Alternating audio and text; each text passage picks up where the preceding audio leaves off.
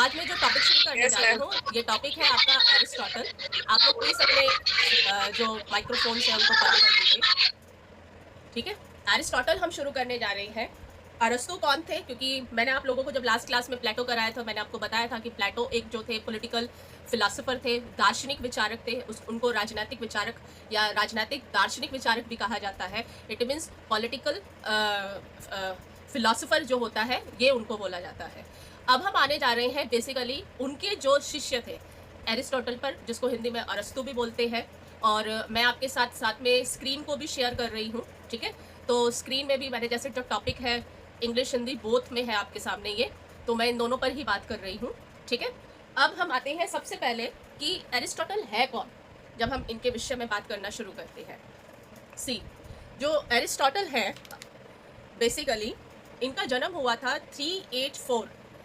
इनका जो बॉर्न है बेसिकली 384 से लेकर के 322 384 से लेकर के 322 ईसा पूर्व में, ठीक है? बीसी जिसको बोला जाता है, ऑलराइट। और बेसिकली इनका जो बॉर्न है वो एथेंस में हुआ था। और एथेंस में जब इनका बॉर्न हुआ था तो बेसिकली ये थे स्टेजीरा से थे ये, ठीक है? और ये एक ही बहुत इंपॉर्टेंट फिलोसोफर है पॉलिटिकल साइंस में, बिकॉज जब हम इनके कॉन्सेप्ट के बारे में बात करते हैं, थोड़ा सा मैं इनके पहले आती हूँ इनकी लाइफ के ऊपर जो मैं इनका शेयर कर रही हूँ।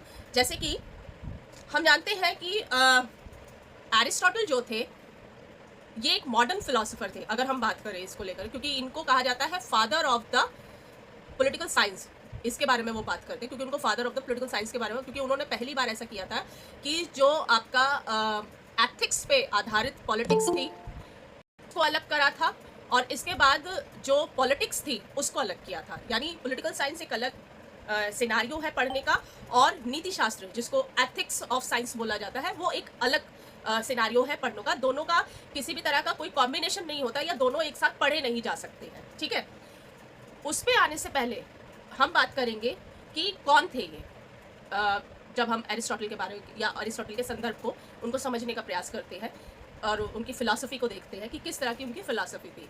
सी, एरिस्टोटल जो थे बहुत कम लोग जानते हैं कि जो सिकंदर थे वो उनके शिष्य रहे हैं एरिस्टोटल के। ये बहुत कम लोग जानते हैं जिन्होंने इंडिया की तरफ अटैक करने की कोशिश करी थी, अनफॉर्चुनेटली कर नहीं पाए थे, पहले ही वापस लौट गए थे, ठीक है?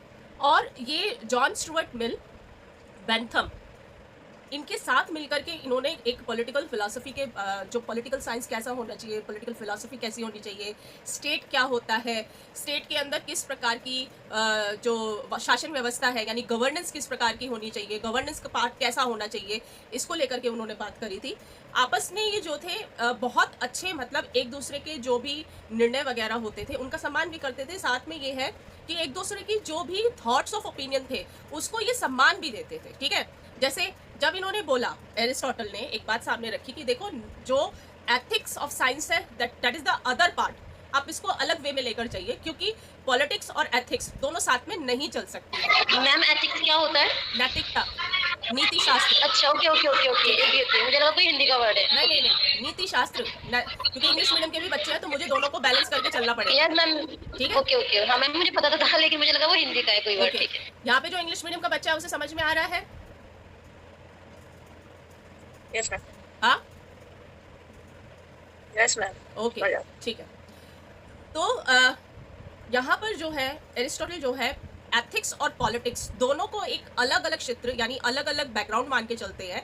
इनका जो दायरा है बिल्कुल अलग अलग है, ये एक दूसरे के साथ मर्ज नहीं हो सकते, इन दोनों को एक साथ लेकर के चला ही नहीं जा सकता। आप कैसे कह सकते हैं कि पॉलिटिक्स में एथिक्स को फॉलो करके आप जो है एक अच्छा शासन व्यवस्था यानी एक अच्छी यानी गुड गवर्नेंस की जो आप बात कर रहे हैं वो ला सकते हैं? इट्स नॉट पॉसिबल, ठीक है? सबसे इंपॉर्टेंट चीज ये है कि जब आप पॉलिटिक्स के संदर्भ में बात करते हैं, यानी पॉलिटिक्स क्या है, क्यों है, किस लिए है, और वो पॉलिटिक्स किन लोगों के लिए है, पॉलिटिक्स से किन को फायदा होगा, किन को नुकसान होएगा, ठीक है?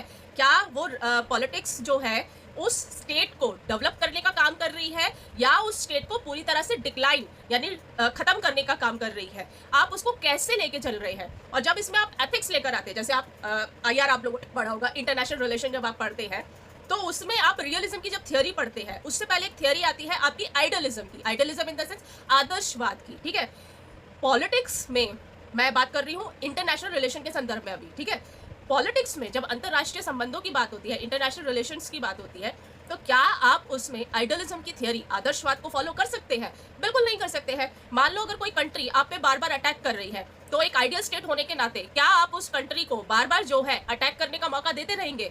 It's not politics. ये पॉलिटिक्स हो ही नहीं सकती है। ये तो आप कहीं ना कहीं अपनी जो सॉवरेनिटी है, अपनी संप्रभुता है, उसके ऊपर किसी बाहरी आक्रमण, यानी आपके ऊपर जो है बार बार अटैक किए जा रहे हैं, लेकिन फिर भी जो है आप जो है एक आदर्शवादी स्टेट यानी आइडियल स्टेट होने की वजह से और एक अच्छा नेबर स्टेट होने की वजह से बार बार जो है उसकी गलतियों को माफ कर रहे हैं। ऐसा नहीं होता है। अगर आप देखें इंडियन फॉरेन पॉलिसी में, हाँ, कुछ वर्षों में लगातार अगर आप देखें आफ्टर 1962 के बाद जब चाइना अटैक हुआ था, उसके बाद के जो आप भारत देखते हैं, इंडिया देखते हैं, उसमें आप देखेंगे कि इंडियन टेरिटरी में जो है जितने बार भी अगर अटैक करने की कोशिश की गई है, क्योंकि इससे पहले हम जो है आइडियलिज्म की थियरी को फॉलो कर रहे थे, ठीक है। हमने क्या किया था, जब न्यू स्टेट बने थे, हमने जो है अपनी बाउंड्री को सिक्योर नहीं किया था उस टाइम पर, ठीक है। लेकिन जब 1962 के बाद चाइना ने 1962 में अटैक किया, और अटैक करने के बाद जब हमें दिखाई देने लगा कि नहीं भाई, ऐसे तो काम चलेगा नहीं, बार बार कोई अटैक करता चला जाएगा, तो हमको पहले अपनी बाउंड्री को सिक्योर करना है। इंदिरा गांधी जब प्राइम मिनिस्टर बनकर आती है, उन्होंने सबसे पहला काम किया था, बॉर्डर सिक्योरिटीज जो फोर्सेस होती है उनको जो है अपॉइंट किया और पूरे देश के अंदर पहले बाउंड्रीज को सिक्योर करने का काम किया, राइट। 71 में जब बांग्लादेश के साथ बांग्लादेश की बात हो रही थी, क्योंकि ईस्टर्न पाकिस्तान था, और उस टाइम में जब वहाँ पर जो है जिस तरीके का युद्ध के हालात चल रहे थे, वॉर सिचुएशंस हो रही थी, और जब हमारी वहाँ पर फोर्सेस गई थी और उन्होंने जब उनको पूरी तरह से वहाँ से निकाल दिया था, बांग्लादेश जब आया था सामने, तो हमने एक चीज़ समझ ली थी कि देखो, नेबर स्टेट होना एक अच्छी बात है, राइट, लेकिन हमको ये चीज़ भी समझनी होगी कि पहले अपनी सिक्योरिटी अपने नेशन की सबसे पहले है। तो यहाँ पे कोई आइडियलिज्म की थियरी नहीं चल सकती। यहाँ पर आपको राजनीति यानी पॉलिटिक्स को बहुत अच्छे से समझना होगा, और उस पॉलिटिक्स को ध्यान में रखते हुए अपने नेशन की सिक्योरिटी को पहले मेंटेन करना होगा। दिस इज वेरी इंपॉर्टेंट, ठीक है। यहाँ पर एरिस्टोटल यही बात कह रहे हैं। एरिस्टोटल कह रहे हैं कि जहाँ पर आइडियलिज्म आ जाता है, आदर्शवाद आ जाता है, नैतिकता आ जाती है, वहाँ पर राजनीति जो है वो कहीं ना कहीं पीछे छूट जाती है, ठीक है। वो फिर एक शुद्ध पॉलिटिक्स यानी एकदम प्योर पॉलिटिक्स नहीं हो सकती। उसका रीजन क्या है कि आप अगर उसमें बार बार, मान लो आपकी टेरिटरी में, आपके स्टेट के अंदर लगातार ये हो रहा है कि कोई राजा है, राजा है जिसके हाथ में सत्ता है, ठीक है, और उसको बार बार क्या है कि सामने से जो है उसकी प्रजा जो है वो बार बार जो है चोरी कर रही है, क्राइम कर रही है, और आप नैतिकता को, एथिक्स को ध्यान में रखते हुए उनको कोई सजा नहीं दे रहे हैं, तो इससे क्या होगा, स्टेट के अंदर तो एनार्की आ जाएगी, राइट, अराजकता आ जाएगी पूरी तरह से। फिर आप स्टेट को चलाओगे कैसे?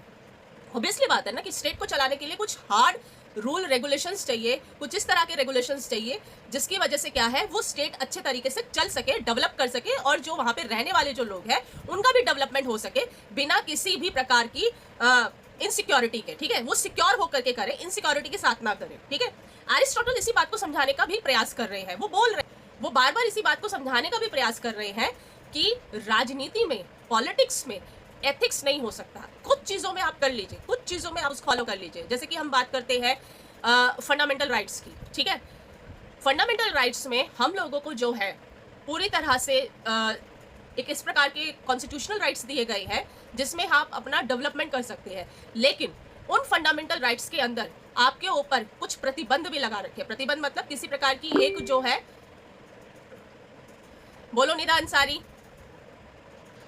जी।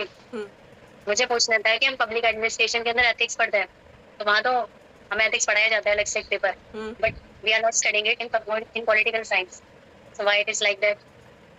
यहाँ पे हम एरिस्टोटल की थियोरी को डिस्कस कर रहे हैं, और एरिस्टोटल की थियोरी में एथिक्स का एक पॉइंट आता है, क्योंकि वो प्लेटो के शिष्य रहे थे, ठीक है। और प्लेटो ने अपनी जो बुक है रिपब्लिक, उसमें जितने भी पॉलिटिक्स की बात करी है, उसमें उन्होंने पूरा तरह जो भी पॉलिटिक्स के बारे में डिस्कस किया है, एथिक्स को साथ लेके किया है। जो लास्ट क्लास हुई थी उसमें शायद आप नहीं थे, तो उस क्लास में मैंने ये सारी चीज़ें समझाई है, ठीक है।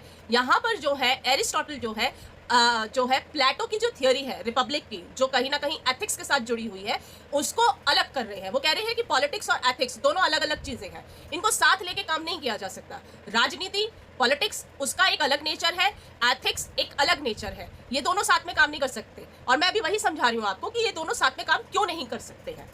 मैं क्लियर नहीं था? Okay ma'am. क्लियर है?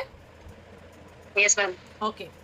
इसमें एक और, जैसे मैं एक एग्जांपल के थ्रू आप लोगों के साथ डिस्कस कर रही थी। मैं क्या बात कर रही थी? मैं ये कह रही थी आपसे कि जब हमारे कंट्री में 1999 में कारगिल वॉर शुरू हुआ था, उस समय हमने एथिक्स को पीछे छोड़ा हुआ था, हमने पॉलिटिक्स की बात करी थी। सिंपल सी बात है, आपकी टेरिटरी में अगर कोई अटैक कर रहा है तो आप उसका क्या करोगे, उसको बाहर ही निकालोगे ना, सिंपल सी चीज़ है ये। तो आप पॉलिटिक्स के साथ एथिक्स कैसे जोड़ सकते हैं, ठीक है। अब क्योंकि ये बात हो रही है 384 322 इसके टाइम पीरियड के बीच में, जो एरिस्टोटल का टाइम पीरियड है, और ये कब हो रही है, ईसा पूर्व BC में ये बात हो रही है, ठीक है। अब उस टाइम पर एरिस्टोटल इतने दूरदर्शी थे, इतने ज़्यादा मतलब उनका ओपिनियन ऑफ थॉट इतना ज़्यादा मतलब मैं कहूँगी बहुत ब्रॉडर था उस टाइम पर। उन्होंने बहुत सारी चीज़ें देखी, उन्होंने समझने का प्रयास किया कि पॉलिटिक्स को कैसे चलाया जा सकता है, एक अच्छी पॉलिटिक्स क्या होती है, एक बुरी पॉलिटिक्स क्या होती है, उसमें किस प्रकार की गवर्नेंस होती है, कुछ गवर्नेंस अच्छी होती है, कुछ गवर्नेंस बुरी होती है, ठीक है। लेकिन इन सभी चीज़ों का एक आम आदमी पर, एक जो लोकल पर्सन वहाँ पे रह रहा है, उसके ऊपर क्या इम्पैक्ट पड़ता है, इन सारी चीज़ों को वो लेकर के चल रहे हैं, ठीक है।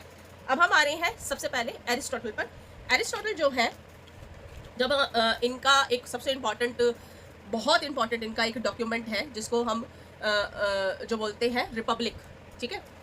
एरिस्टोटल ने रिपब्लिक लिखा था, और जो रिपब्लिक है उसमें वो सीधा सीधा एक बात कहते हैं कि मनुष्य जो है, यानी इंडिविजुअल जो है, वो एक राजनीतिक जानवर यानी पॉलिटिकल एनिमल है, ठीक है। इसके बारे में वो बात करते हैं।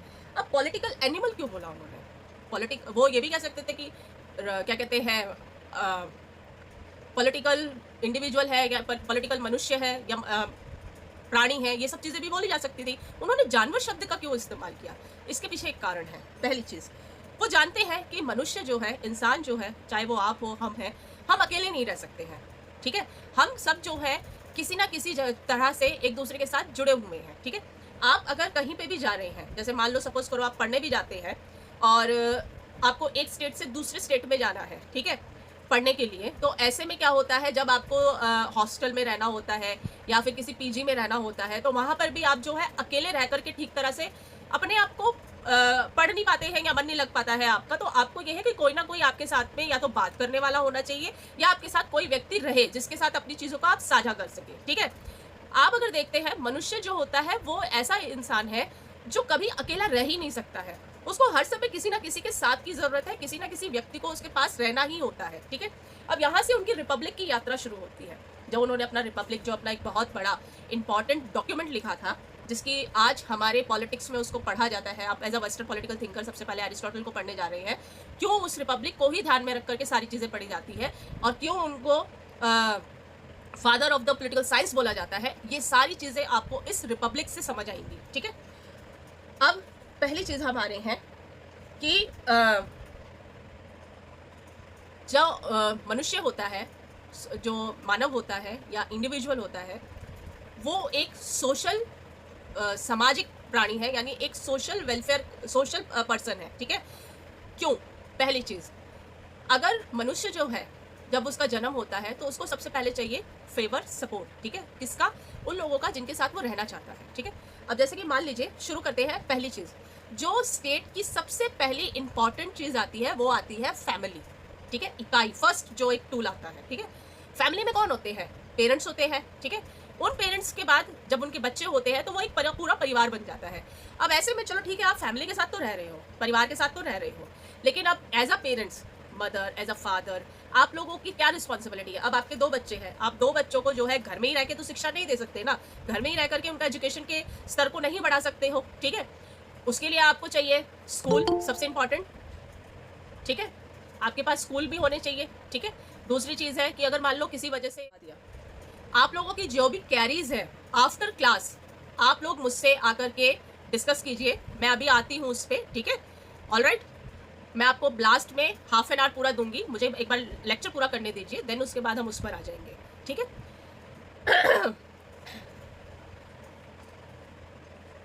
ओके, मैं डिस्कस कर रही थी कि फैमिली फर्स्ट पार्ट होता है आपका, देन उसके बाद जब फैमिली के अंदर 2 पर्सन से ज़्यादा 4 पर्सन हो जाते हैं, तो जो आपके बच्चे होते हैं उनके लिए आपके प्रति क्या रिस्पॉन्सिबिलिटी होती है। पहली चीज़, आपको चाहिए उनके लिए स्कूलिंग, दूसरी चीज़ चाहिए उनका हेल्थ इंप्रूवमेंट के लिए हॉस्पिटैलिटी होनी चाहिए, ठीक है। तीसरी चीज़, आप लोगों के पास सबसे पहली चीज़ होनी चाहिए रोजगार, सिंपल सी चीज़ है, जब आपके पास रोजगार होगा, एम्प्लॉयमेंट होगा, तो इन दोनों बेसिक चीज़ों को आप पूरा कर पाएंगे। इसके बाद फिर आपके पास एक चीज़ क्या होनी चाहिए कि आप जो जिस जगह रह रही हैं, आपकी सिक्योरिटी भी मेंटेन होनी चाहिए। तो एक स्टेट का डेवलपमेंट कैसे होता है। फैमिली के बाद वो किस तरफ जाता है, सीधा सीधा एक गांव की तरफ, यानी परिवार से वो एक समाज की तरफ चला जाता है। समाज यानी सोसाइटी से ऊपर एक और जो चीज़ होती है वो आता है आपका गांव या आपका विलेज या आपका शहर, ठीक है। और उसके बाद जो एक और इकाई आती है वो होता है आपका स्टेट। ये सारी चीज़ें मिलकर के एक जो है देश का, समाज का, इसका निर्माण करते हैं, ठीक है। उस समय स्टेट कहा जाता था, ये चीज़ याद रखिएगा, कंट्री नहीं कहा जाता था। उस समय स्टेट का कॉन्सेप्ट था, स्टेट माने कंट्री ही होता है। क्लियर हो गई बात, ठीक है।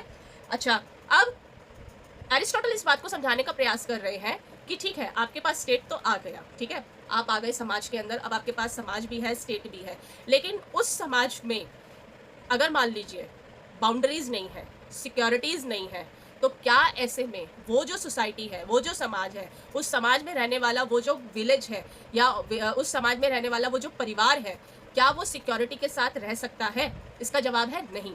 अरस्तु इस बात को कह रही है, कहते हैं ऐसा हो ही नहीं सकता है। क्यों? क्योंकि जब तक आपके पास किसी तरह की पॉलिटिकल स्टेबिलिटी नहीं होगी, पॉलिटिकल स्थायित्व नहीं होगा, राजनीतिक स्थायित्व नहीं होगा, तब तक आप उस समाज का विकास कर पाने में सक्षम नहीं है, उसका डेवलपमेंट कर पाने में पूरी तरह से इन्वॉल्व नहीं हो पाएंगे, ठीक है। ये आपको देखना बहुत ज़रूरी होगा, ठीक है। ऐसे में आप क्या करते हैं, सबसे पहले कि उस स्टेट को चलाने का तरीका क्या होना चाहिए। अब वो 3 चीज़ें बता रहे हैं इसके अंदर। पहली, आप स्टडी करते हैं सबसे पहले अपने परिवार से। परिवार के अंदर, फैमिली के अंदर 3 तरह के आपके रिलेशनशिप देखने को मिलते हैं। पहला, आपका रिलेशनशिप आपकी पत्नी या पति के साथ, ठीक है, ये अरिस्टो एग्जाम्पल दे रहे हैं। दूसरा, कि आपका रिलेशनशिप एज अ फादर, आपका रिलेशनशिप अपने बच्चों के साथ कैसा है, एक ये है। और तीसरा, कि अगर आप मान लीजिए आपके घर में कोई सर्वेंट है या दास है, ठीक है, उस समय दास बोला जाता था, ठीक है, उसके साथ आपके रिलेशनशिप कैसे है, यानी मालिक और दास के बीच में रिलेशनशिप कैसे है। अब इसको वो पॉलिटिक्स से कैसे जोड़ रहे हैं, जैसे हस्बैंड वाइफ के रिलेशनशिप को वो जो है किस रूप में देख रहे हैं, संवैधानिक शासक के रूप में। संवैधानिक शासन मतलब एक इस प्रकार का आपका कॉन्स्टिट्यूशनल क्या कहते हैं हायरार्की के रूप में वो देख रहे हैं। उसमें क्या है कि हस्बैंड वाइफ में हस्बैंड जो है वो मुखिया है, ठीक है। पहली चीज़ ये कि वो मुखिया है, प्रमुख बंदा है, किंतु वो जो है अपनी पत्नी के साथ हर तरह से बातचीत करके परिवार से रिलेटेड, बच्चों से रिलेटेड जो है डिसीजन लेता है। समझ आ रही है बात? यानी एक जो है इंस्टीट्यूशनल जो गवर्नेंस है वो है उसके पास में वहाँ पे, लेकिन उसके अंदर एक साझेदारी किसकी है, उसकी पत्नी की, ठीक है, जिसके साथ वो अपने सभी फैसलों को डिस्कस करता है, देन उसके बाद जाकर के उनको अप्लाई करता है। फिर इसके बाद आता है सेकंड, पिता का अपने बच्चों के साथ रिलेशनशिप, ठीक है। अब इसमें इनके रिलेशनशिप को आप किस तरीके से देख रहे हैं, यहाँ पे जो फादर है वो एक राजा है और पिता जो है उसके बच्चे जो है उसके जो है प्रजा के समान है। यानी यहाँ पर आप कौन सा सिस्टम आप देख रहे हैं, मोनार्की सिस्टम। एक तरह से मोनार्की का सिस्टम आ गया है कि यहाँ पे राजा है और प्रजा का रिलेशनशिप है, ठीक है। और आप जो है एक पिता होने के नाते अपने बच्चों का अच्छा ही चाहते हैं कि उनका अच्छा विकास हो, अच्छा डेवलपमेंट हो, लेकिन एक टाइम के बाद क्या, जब वो बच्चे बड़े हो जाते हैं तो ऐसे में क्या वो अपने पिता के हर डिसीजंस को वही रिस्पेक्ट, वही मान देंगे?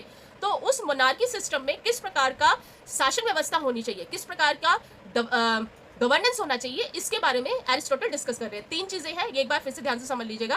पहली चीज, हस्बैंड वाइफ के बीच में जो रिलेशनशिप है, ठीक है, उसमें जो राजा है, उसमें जो मुखिया है वो हस्बैंड ही है, ठीक है।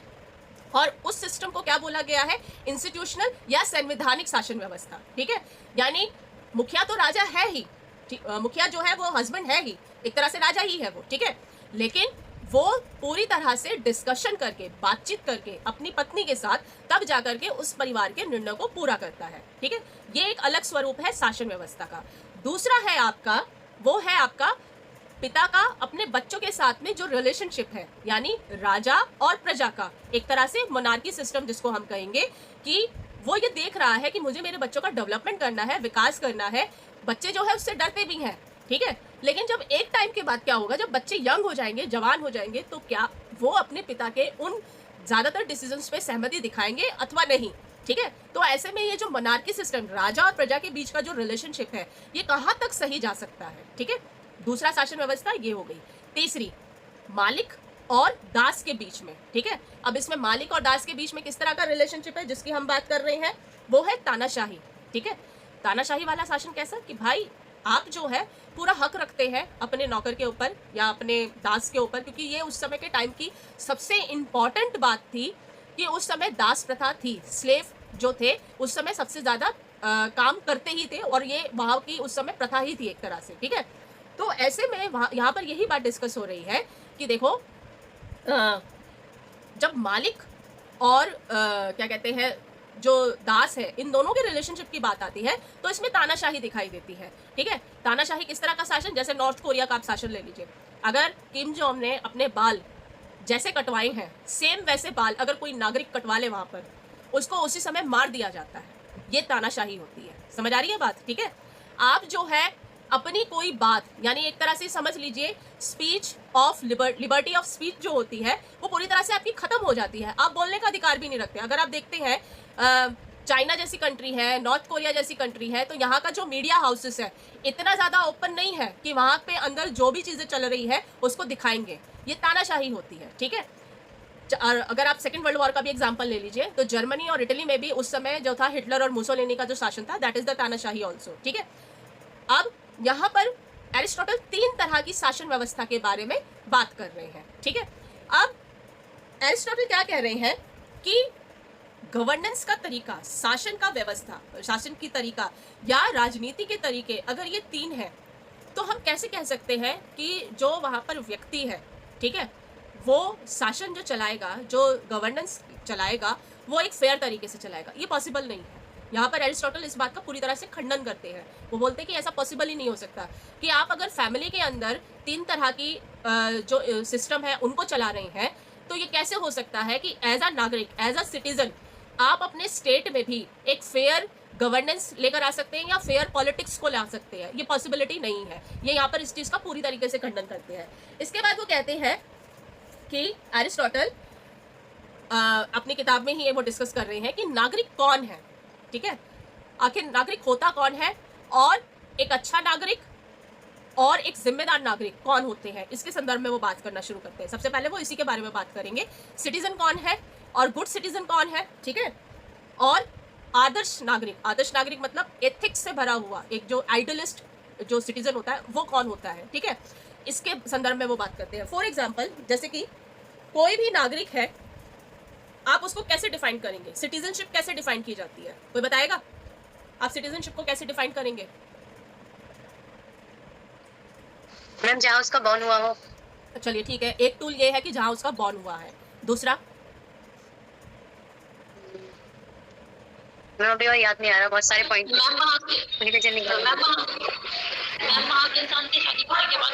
सॉरी अगर कोई इंडिया का है या अमेरिका का है तो वहाँ के इंसान से, जो इंसान वहाँ का नहीं है, वो इंसान वहाँ पर शादी कर ले तो उसको उसके वहाँ की सिटीजनशिप मिल जाती है। अच्छा ठीक है, by the marriage citizenship gain कर ले, ठीक है, एक कॉन्सेप्ट ये हो गया। दूसरा, तीसरा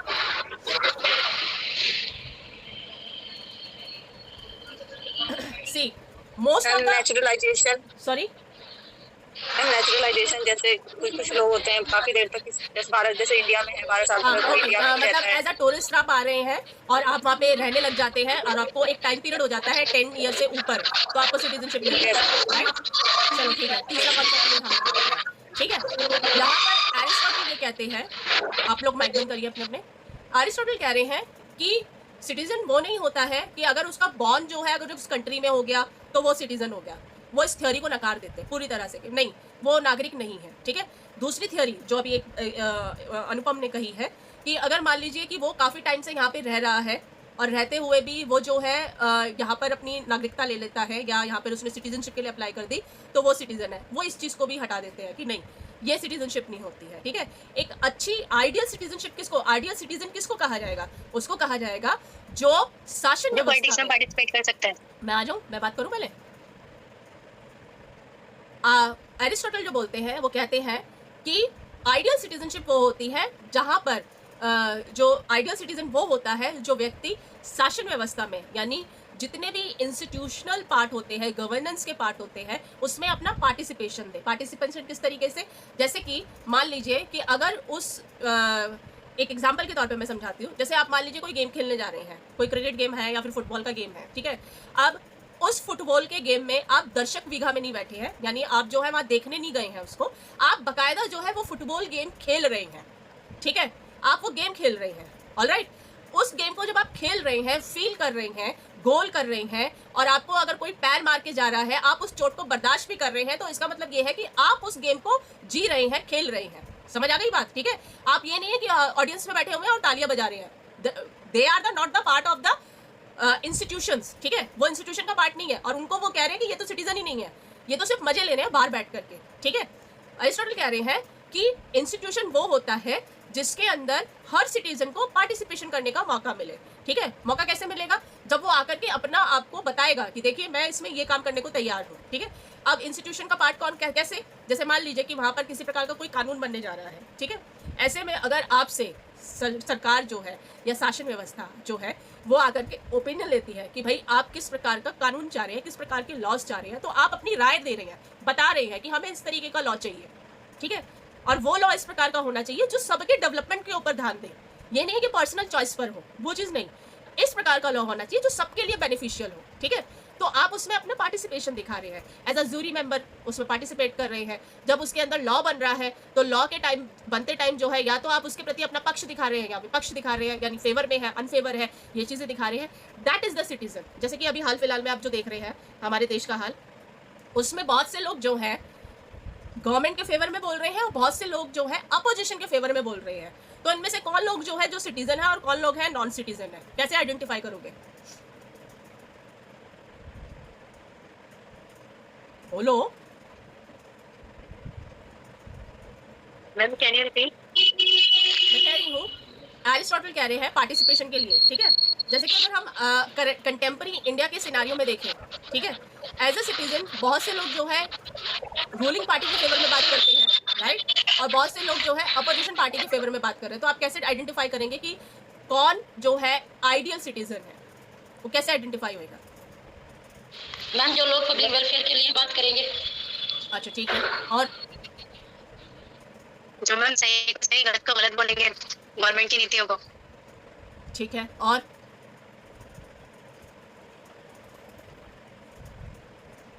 अब आप लोग जो है कॉलेज पढ़ रहे हैं, ठीक है, आप लोग जो है एनालाइज करना जानते हैं चीज़ों को। पढ़ना ही केवल लक्ष्य नहीं होता है, मेरा ये मानना है, पढ़ना लक्ष्य नहीं होता है। लक्ष्य होता है आपका सही को सही बताना, गलत को गलत बताना, और वो पढ़ने की क्षमता से ही उजागर होता है। समझ आ रही है बात? ठीक है, अगर आप जो है प्रेजेंट सिनारियो को देखते हैं इस समय जो है, अगर आप मीडिया हाउसेस देख लो, चाहे न्यूज़पेपर उठा लो, चाहे आप मैगजीन उठा लो, मोस्ट ऑफ द चीज़ों में जो है क्रिटिक ऑफ द गवर्नमेंट कम देखने को मिलता है और फेवर ऑफ द गवर्नमेंट ज़्यादा देखने को मिलता है। समझ आ रही है बात? ठीक है, ऐसे में as a student, as a teacher और एज अ गुड सिटीजन आप लोगों का काम क्या होता है? हर चीज़ को तरीके से देखना, बारीकी से देखना।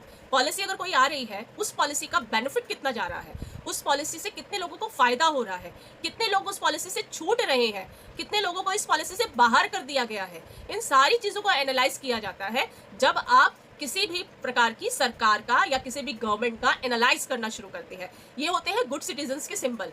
दूसरी, जब भी आप लोगों का इलेक्शन हो रहा है, आप लोगों का पहला काम होता है सब काम छोड़ करके वोट डालने जाना, क्योंकि आप सरकार चुनने जा रहे हैं अपने लिए, अपने देश के लिए। ठीक है, और जब आप ये सबसे इंपॉर्टेंट काम छोड़ देते हैं तो आप एक अच्छे नागरिक हैं ही नहीं। एरिस्टोटल यही बात कह रहे हैं। जब आप सरकार से संबंधित, किसी भी शासन व्यवस्था से संबंधित कोई भी काम होता है, उसमें जब आप पार्टिसिपेट नहीं करते हैं तो आप अपने आप को आइडियल नागरिक कैसे बोल सकते हैं? वो हो ही नहीं सकता। एक आइडियल नागरिक वो होगा, एक आइडियल सिटीजन वो होता है, सिंपल सी चीज़ है कि जब आप शासन यानी गवर्नेंस के जो पार्ट होते हैं, सिस्टम के जो पार्ट होते हैं, उसमें आप पार्टिसिपेशन कर रहे हैं एक्टिव फॉर्म में।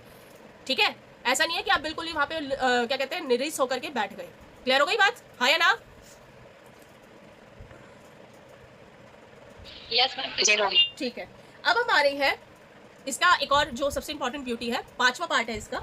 और पांचवा पार्ट इसका क्या है कि एक अच्छी शासन व्यवस्था यानी गुड सिस्टम क्या होता है, एक शासन कैसा अच्छा होना चाहिए, गुड गवर्नेंस वाला सिस्टम कैसा होता है। 3 तरह की वो सिस्टम को बात करते हैं। पहला होता है मोनार्की। ठीक है, मोनार्की जिसको बोलते हैं राजतंत्र। समझ आ रही है? ठीक है, राजतंत्र क्या है? अब उसके अंदर वो सीधा सीधा समझाने का प्रयास कर रहे हैं। राजतंत्र वो जिसमें राजा का शासन हो, लेकिन इसके अंदर भी उन्होंने बहुत क्लैरिटी से चीज़ें समझाने की कोशिश करी है। किस तरह की? हाँ, मैं कर दे रही हूँ पेज चेंज। पेज आ गया? क्लियर हो गया? जैसे कि पहला वो जो शासन व्यवस्था बोल रहे हैं इसके अंदर, वो बोल रहे हैं मोनार्की सिस्टम, राजतंत्र के बारे में बात कर रहे हैं। अब राजतंत्र क्या, कैसा राजतंत्र? इसमें शासन तो राजा का है, इसमें एक राजा है, उसका शासन चल रहा है, लेकिन राजतंत्र कैसा होना चाहिए, मोनार्की सिस्टम कैसा होना चाहिए? एक ऐसा मोनार्की सिस्टम जिसमें जो राजा है पहले उसको हर चीज का नॉलेज होना चाहिए। जैसे आप कौटिल्य के अर्थशास्त्र को ले लीजिए, कौटिल्य के अर्थशास्त्र में मोनार्की सिस्टम के बारे में बात हो रही है, ठीक है। वो क्या कहते हैं, राजधर्म क्या है, राजा कैसा होना चाहिए, ठीक है। राजा ऐसा होना चाहिए जिसको देख करके लोगों को पता चलता है दूर से ही कि ये राजा है, राइट।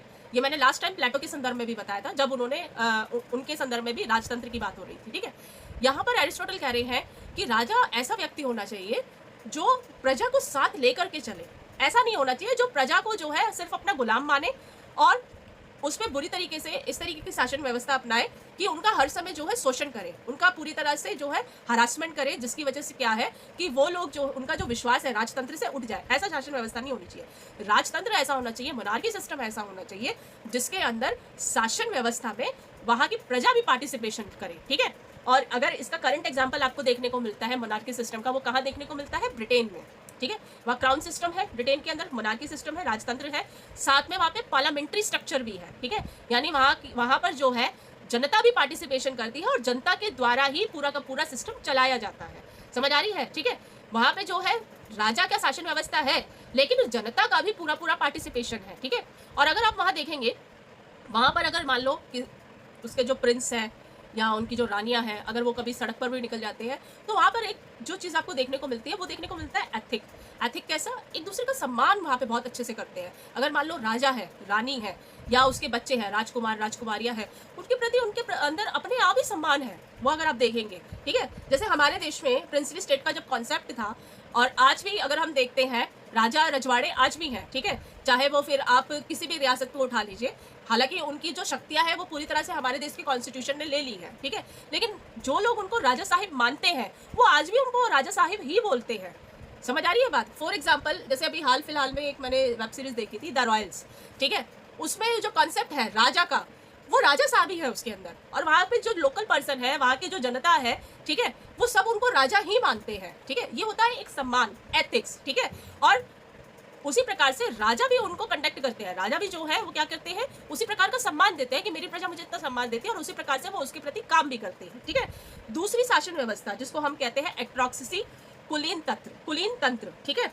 अब ये क्या होता है, इसमें क्या होता है, इसमें ये होता है कि केवल जो है कुछ लोगों के हाथ में ही शासन व्यवस्था होती है। कुछ लोग कौन, वो लोग जो समाज के अंदर, सोसाइटी के अंदर हाईली एजुकेटेड होते हैं, समझदार होते हैं, वेल एजुकेशन होने के साथ साथ जिनको पता होता है कि पॉलिटिक्स और स्टेट को चलाना कैसे है, ठीक है। ये कुछ लोगों के हाथ में ही इसकी शासन व्यवस्था होती है, ठीक है। और ये भी जो है लोगों के साथ में कोऑर्डिनेशन करके इस शासन व्यवस्था को या इस सिस्टम को चलाते हैं, ठीक है।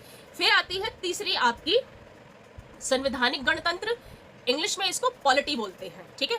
इंग्लिश में होता है पॉलिटी, संवैधानिक गणतंत्र। इसका मतलब क्या है, आज के संदर्भ में अगर हम बात करें तो इसको हम डेमोक्रेसी भी कह सकते हैं। समझ आ रही है बात। डेमोक्रेटिक जो स्ट्रक्चर है उसको भी कह सकते हैं, क्योंकि इसका सबसे इंपॉर्टेंट कारण क्या है, इसके अंदर जो शासन व्यवस्था होती है, इसके अंदर जो सिस्टम होता है वो जनता के हाथ में होता है। यानी जनता जो है अपने द्वारा ही शासन तैयार करेगी, जनता ही चुनाव करेगी कि कौन लोग जो है हमारे लिए जो है इम्पोर्टेंट नियम बनाएंगे, जिनको हम चुनाव के द्वारा चुन करके लेकर के आएंगे, ठीक है। और ये जनता ही डिसाइड करेगी कि अब बहुत हुआ इस सरकार का, अब इस सरकार को हमको भंग कर देना चाहिए, ठीक है। और देन फिर इसके बाद जो है नेक्स्ट सरकार की तरफ वो बढ़ने का प्रयास करते हैं, जैसे हाल फिलहाल में डेमोक्रेटिक कंट्रीज में आपको देखने को मिलता है। 10 मिनट का मैं ब्रेक नहीं ले सकती हूँ, I am sorry my dear. उसका रीज़न है कि मुझे कंटिन्यूअस 2 आवर क्लासेस लेनी है। हाँ, मैं आपकी क्लास जो है 15 मिनट पहले छोड़ दूंगी, मैं ये प्रॉमिस कर रही हूँ, ठीक है, ताकि आप लोगों को ब्रेक मिल जाए और नेक्स्ट क्लास के लिए फिर आप 15 मिनट रेस्ट करके जा सकें। इज इट, ये ठीक है? यहां तक आप लोगों को समझ में आ गया गाइस? ठीक है, ओके। अब हम आ रहे हैं एरिस्टोटल को साइंटिफिक फिलोसोफर क्यों कहा जाता है। यानी वैज्ञानिक दृष्टिकोण उनका क्यों है, साइंटिफिक दृष्टिकोण क्यों है उनका, एक साइंटिफिक फिलोसोफर क्यों कहा जा रहा है, क्या रीज़न है इसके पीछे, ठीक है। मैं यहाँ पे ये चीज़ करेक्ट कर देती हूँ, पॉलिटिक्स उन्होंने लिखी थी, रिपब्लिक जो है प्लेटो का लिखा हुआ था, ठीक है। ये जो अभी मैंने आप लोगों को कुछ पॉइंट्स बताए हैं ये पॉलिटिक्स के ही हैं, लेकिन पॉलिटिक्स में जब उन्होंने लिखना शुरू किया था तो रिपब्लिक्स में जो जो चीज़ें थी उनको क्रिटिक करते हुए गए थे वो, ठीक है। और रिपब्लिक जो है प्लेटो का लिखा हुआ है, ठीक है, और प्लेटो के रिपब्लिक में से ही ये सारी चीज़ें उन्होंने निकाली है जिनको पहले उन्होंने क्रिटिक करा है, फिर सही फॉर्म में जो है अपनी पॉलिटिक्स की बुक में मेंशन किया है। क्लियर हो गई बात, ठीक है। अब जब हम बात करते हैं एरिस्टोटल की, तो एरिस्टोटल ने जब पॉलिटिक्स लिखना शुरू किया था तो सबसे पहले उन्होंने क्या चीज़ करी थी, 158 कंट्रीज के कॉन्स्टिट्यूशंस को बहुत अच्छे से समझा था, पढ़ा था, ये बात ध्यान रखिएगा। उन्होंने देखा कि शासन व्यवस्था किस किस प्रकार की होती है, यानी आप गवर्नेंस के जो टूल्स होते हैं या सिस्टम्स होते हैं या गवर्नमेंट्स होती है वो किस किस प्रकार की है 158 कंट्रीज में, ठीक है। उनको अच्छे से समझा, पढ़ने का प्रयास किया, पढ़ करके फिर उन्होंने क्या है अपना पॉलिटिक्स जो एक महान ग्रंथ जिसको बोला जाता है वो लिखा, और उसमें उन्होंने मेंशन करा था कि देखो भाई एथिक्स का और पॉलिटिक्स का कोई लेना देना नहीं है, दोनों एक दूसरे से भिन्न चीज़ें हैं, अलग अलग है, विपरीत है, डिफरेंट है, ठीक है। तो आप इन दोनों को साथ लेके मत चलिए, क्योंकि अगर मान लीजिए कि आप एक जो है आइडियल सिटीजन है, लेकिन आप आइडियल सिटीजन कब तक है, तब तक है जब सामने वाला व्यक्ति आपके साथ अच्छी तरीके से बात कर रहा है। मान लीजिए वो अगर आपके साथ गाली गलौज पे आ जाता है तो क्या तब तक भी आप आइडियल सिटीजन बने रहेंगे, पॉसिबिलिटी नहीं है, ठीक है। आप उसको समझाते रहेंगे, कोशिश करेंगे कि नहीं आप ऐसे बात मत करिए, लेकिन एक टाइम के बाद आपका भी सब्र टूटता है और आप जो है फिर उसके साथ उसी तरीके से बात करने लगेंगे जिस तरीके से वो व्यक्ति कर रहा है। बहुत कम लोग होते हैं जो उसको स्किप करके आगे बढ़ जाते हैं। क्लियर हो रही है बात यहाँ पे, है या ना? आप Yes, लोग ma'am. छोड़ के भाग तो नहीं गए हो?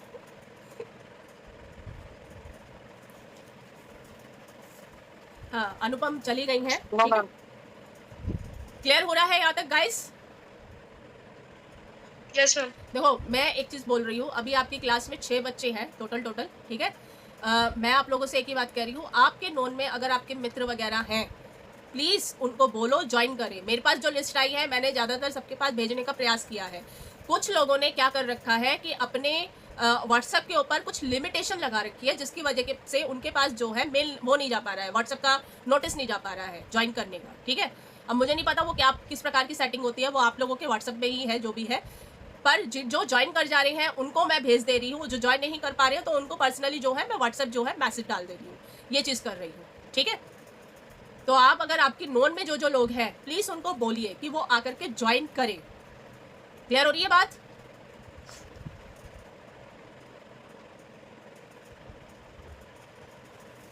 ओके अब इसके बाद एरिस्टोटल जो है एक और चीज़ के बारे में बात करते हैं। वो क्या बात कर रहे हैं, वो कहते हैं कि राजनीतिक विज्ञान यानी पॉलिटिकल साइंस पूरी तरह से एक इंडिपेंडेंट थियोरी है, एक इंडिपेंडेंट टूल है या इंडिपेंडेंट फिलॉसफी है। समझ आ रही है बात? उसमें किसी भी तरह की किसी और फिलॉसफी को आने का मतलब ही नहीं बनता। हम ये नहीं कह सकते कि इसके अंदर साइंस भी है, ठीक है, इसके अंदर आपका इंग्लिश का भी थियोरी है, इसके अंदर जो है एथिक्स भी है, इसके अंदर लॉ भी है, ये चीज़ें नहीं है, ठीक है। इसके अंदर सिंपल ये एक पॉलिटिकल साइंस है, राजनीतिक विज्ञान है, ये एक इंडिपेंडेंट एक क्या कहते हैं सब्जेक्ट है आपका पूरी तरह से, ठीक है। और इस इंडिपेंडेंट सब्जेक्ट होने की वजह से क्या है कि इसके अंदर जितने भी प्रकार की चीज़ों के बारे में बात की गई है, चाहे वो गवर्नेंस के संदर्भ में हो या फिर आपकी सिस्टम से संबंधित हो या आपके राइट्स से संबंधित हो या आपकी थियोरी से संबंधित हो, ये सारी चीज़ें इसी के अंदर है और इन सब के आपस में जुड़ाव भी है और ये आपस में एक दूसरे से भिन्न भी है। लेकिन अगर आप किसी और सब्जेक्ट को इसमें मर्ज कर देते हैं तो वो सब्जेक्ट इसके साथ जस्टिस नहीं कर सकता, क्योंकि पॉलिटिकल साइंस अपने आप में बड़ा सब्जेक्ट है, ठीक है, एक व्यापक सब्जेक्ट है। समझ आ रही है बात? पॉलिटिकल साइंस को एथिक्स साइंस से बिल्कुल अलग करके रखिए। एथिक्स जो है वो अलग सब्जेक्ट है और पॉलिटिकल साइंस एक अलग सब्जेक्ट। अब इसमें एक और जो चीज़, तीसरी चीज़ जो मेंशन करते हैं पॉलिटिक्स के द्वारा ही एरिस्टोटल, वो क्या कहते हैं, जब आप स्टेट और उसके इमर्जेंस के बारे में पढ़ना शुरू करते हैं, यानी राज्य की उत्पत्ति के बारे में पढ़ना शुरू करते हैं और उसकी डेवलपमेंट यानी विकास के बारे में पढ़ना शुरू करते हैं, तो सबसे पहले आप क्या देखते हैं, कॉन्स्टिट्यूशन, संविधान, ठीक है। अगर कोई स्टेट है, कोई राज्य है, तो उसको चलाने का तरीका भी होगा कोई ना कोई। और वो तरीका क्या होता है? वो तरीका होता है वहाँ के सिस्टम में किस प्रकार की आपकी शासन व्यवस्था है। क्या आपने वहाँ पर एनआरकी सिस्टम को अपना रखा है? क्या आपने वहाँ पर जो है इसको मोनार्की सिस्टम को लेकर आए हुए हैं, या आप यहाँ पर जो है कॉन्स्टिट्यूशनल सिस्टम को लेकर के आए हैं, या डेमोक्रेटिक स्ट्रक्चर को लेकर आए हैं? किस प्रकार के स्ट्रक्चर को आप लेकर आए हैं? दिस इज़ वेरी इंपॉर्टेंट, ठीक है। और वो जो स्ट्रक्चर है वो डिसाइड करता है कि वहाँ की पॉलिटिक्स कैसी होएगी, वहाँ की राजनीति कैसी होएगी, ठीक है। फॉर एग्जाम्पल, जैसे हम उदाहरण के तौर पे लेके चलते हैं, जैसे आप चाइना के अंदर देखते हैं, चाइना के अंदर 2 तरह की आपको क्या कहते हैं सिस्टम देखने को मिलते हैं। मोनार्की सिस्टम भी है, प्लस वहाँ के अंदर रिपब्लिक सिस्टम भी है, प्लस मोनार्की विद रिपब्लिक, दोनों चीज़ें आप देखने को मिलते हैं। मोनार्की कैसे है? आपने देखा होगा जब आप चाइना के सिस्टम को पढ़ते हैं तो चाइनीज सिस्टम में आप जो देखने को मिलता है कि वहाँ पर एक लॉ पास हुआ है, और आई होप ये काफ़ी साल पहले, कोविड के टाइम से भी पहले का है। तो उसमें वहाँ के जो प्रेसिडेंट हैं उन्होंने एक लॉ पास किया था। लॉ क्या पास किया था कि वो जब तक चाहे तब तक चाइना के प्रेसिडेंट बने रह सकते हैं। यानी ये डिपेंड करता है, अगर वो मर जाते हैं तभी वो प्रेसिडेंट की पद से बिल्कुल ना माने जाएंगे, ठीक है। लेकिन अगर वो जीवित है, जब तक उनका मन है, जब तक वो नहीं चाहेंगे, तब तक जो है वो प्रेसिडेंट बने रहेंगे। उसी प्रकार से आप रशिया के एग्जाम्पल को ले लीजिए। रशिया में पावर ऑफ सेंट्रिक हमेशा पुतिन रहते हैं, समझ आ रही है, ठीक है। हमेशा पुतिन रहते हैं, चाहे वो राष्ट्रपति बन जाए चाहे वो प्रधानमंत्री बन जाए, लेकिन पावर ऑफ सेंटर हमेशा पुतिन के पास ही रहेंगी। क्यों? वो हर बार जो होते हैं क्या कहते हैं, कोई ना कोई किसी प्रकार का एक शासन व्यवस्था में चेंजेस ला देते हैं। किस प्रकार का कोई ना कोई क्या कहते हैं कानून ला दिया, लॉ ला दिया कि अब ये कानून बना दिया है। जैसे कि अभी हाल फिलहाल में वो राष्ट्रपति, और काफ़ी टाइम से है, ठीक है, बहुत टाइम से वो दिखाई दे रहे हैं कि अब वो राष्ट्रपति है। तो पावर ऑफ सेंट्रिक पुतिन, ठीक है। अब उनका मन करेगा प्रधानमंत्री बनने का, तो वो प्रधानमंत्री बन जाएंगे, राष्ट्रपति किसी और को बना देंगे, लेकिन सेंटर ऑफ पावर कौन रहेंगे? पुतिन, ठीक है। उन्होंने लॉ इस तरीके का बना रखा है उसके अंदर, ठीक है। और वहाँ पे जो सिस्टम है रशिया के अंदर, वो है सोशलिस्ट स्ट्रक्चर है, वहाँ पे समाजवादी व्यवस्था है। अगर आप देखेंगे कम्युनिस्ट स्ट्रक्चर आपको देखने को मिलेगा, ठीक है। डेमोक्रेसी में आप देख लीजिए, डेमोक्रेसी हमारे पूरे विश्व में मोस्ट ऑफ द कंट्रीज में अगर आपको देखने को मिलती है, लेकिन जो लार्जेस्ट डेमोक्रेटिक स्टेट जिसको बोला जाता है वो अमेरिका और भारत को बोला जाता है, ठीक है। भारत के अंदर लोकतांत्रिक व्यवस्था में क्या सिस्टम आपको देखने को मिल रहा है अभी हाल फिलहाल में? यही कि हर 5 साल में इलेक्शन होते हैं, सरकारें आती है, या तो वो 10 साल या 15 साल राज करती है, या फिर वो 5 साल राज करके निकल जाती है, ठीक है। हर समय जो होता है, नई नई सरकार जब आती रहती है, उनके गठन के तरीके अलग अलग होते हैं। कैसे? जैसे क्या होता है, पूर्ण बहुमत से आना, पूरी तरह से उनके पास जो है सिस्टम, जो पूरी तरह से जो है उनके पास बहुमत आ गया है, ठीक है। या फिर कोलिशन में आती हैं, जो इस समय जैसे एनडीए सरकार जो है कोलिशन में आई हुई है। इससे पहले जो थी यूपीए सरकार भी कोलिशन में थी दोनों बार, ठीक है। अटल बिहारी वाजपेयी की सरकार भी कोलिशन गवर्नमेंट थी, और उससे पहले की जो सरकारें थी वो पूरी की पूरी तरीके से पूरा बहुमत लेकर के आई हुई थी, ठीक है। अब अमेरिका की आप देख लीजिए, अमेरिका का प्रेसिडेंट का जो इलेक्शन होता है वो बड़ा इंटरेस्टिंग होता है, ठीक है। क्यों? क्योंकि वो सब जगह जाकर के प्रेस कॉन्फ्रेंसेस करते हैं और लोगों के साथ संवाद करते हैं। समझ आ रही है बात? भारत में भी यही तरीका है, लेकिन वहाँ अलग है। अगर आप भारत में देखेंगे तो भारत के अंदर जो है बैलेट पेपर नहीं है, वहाँ आज भी बैलेट पेपर होता है। सोचो कितनी डेवलप कंट्री है, तब वहाँ पे बैलेट पेपर का जो है कॉन्सेप्ट है वहाँ पे, अगर आपको देखने को मिल रहा है। अच्छा, अब तीसरी चीज़ जो है, अगर आप देख लीजिए इस्लामिक कंट्री, फॉर एग्जांपल जैसे पाकिस्तान को आप उठा लो, पाकिस्तान में हर समय जो होता है सिस्टम चेंज होता रहता है। वहाँ पर कभी डेमोक्रेसी आ जाती है, वहाँ पर कभी एनार्की सिस्टम आ जाता है, वहाँ पे कभी मिलिट्री शासन आ जाता है, ठीक है। कोई स्टेबिलिटी नहीं है वहाँ की शासन व्यवस्था में, समझ आ रही है बात? और उसी तरीके से वहाँ की जनता सर्वाइव करती है। अगर सिस्टम का प्रकार एक तरह का होता है तो जनता उसी प्रकार से उसमें ढल जाती है। जैसे कि चाइना में जो सिस्टम है, जनता वहाँ पे उसी तरीके से काम कर रही है। नॉर्थ कोरिया में जिस प्रकार की शासन व्यवस्था है उसी प्रकार का वो काम कर रही है, ठीक है। भारत में जिस प्रकार की शासन व्यवस्था है, यहाँ के लोग भी उसी तरीके से काम कर रहे हैं, ठीक है। लेकिन जब सरकारें चेंज होती है, फॉर एग्जाम्पल जैसे अभी हाल फिलहाल में आपने नेपाल का हाल देखा, जेनजी एक आंदोलन हुआ, ठीक है, और एकदम से वहाँ पे जो है सत्ता जो है खत्म हुई और नई सरकार वहाँ पर आई। लेकिन एकदम से ये जो इतना बड़ा क्लेश हुआ, ठीक है, ये जो सिविल ओपिनियन हुआ था इस समय, जो एविडेंस सामने आया है एक तरीके का ये, तो इससे क्या हुआ, सबसे पहले पूरी तरह से जो वहाँ के लोग हैं डिस्टर्ब हो गए हैं। एक अच्छा खासा सिस्टम चल रहा था, ठीक है, अब उस सिस्टम में करप्शन आ गया, और इस हद तक करप्शन आया कि लोगों, जो वहाँ की युवा है, उनके पास नौकरियाँ नहीं है, अच्छी शिक्षा नहीं है, ठीक है, ठीक है, और इस तरह की चीज़ें होनी शुरू हो गई थी।